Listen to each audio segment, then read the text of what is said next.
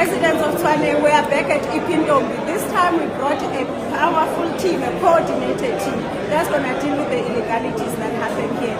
We've had different teams coming to enforce bylaw, but they were not coming as a team. Currently, we are busy closing down the place.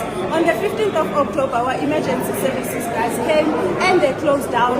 It was not even an hour later when they opened themselves. You know that we were here one night where we just needed to check for ourselves what made these guys so powerful that even when we close them down, they open themselves.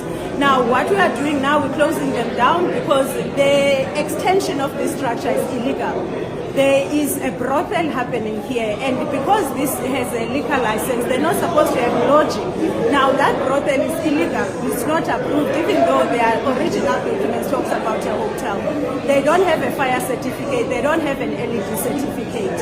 And so because of those reasons, we are closing them down. For them to open, they must submit building plans to us, so those building plans will enable them to apply for other licenses. But also what is concerning is the fact that there were items that were not being built. For instance, waste. These people have about 20 bins.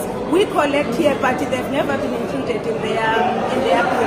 So we are dealing with Ipi Ntombi residents of Tshwane, mostly because it's concerning. What is happening here and what is happening with people's sons and daughters in this establishment is unacceptable. I know that we do joke about it. Maybe when you have a problem, you do joke about it. But we knew in our hearts that we need to deal with this, and that's exactly what we are doing.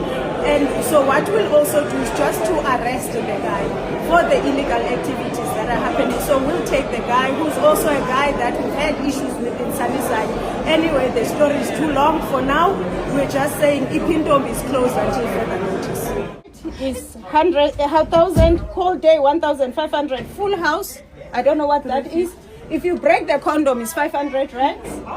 What is 30 minutes blow and dog, normal and blow message and ooh.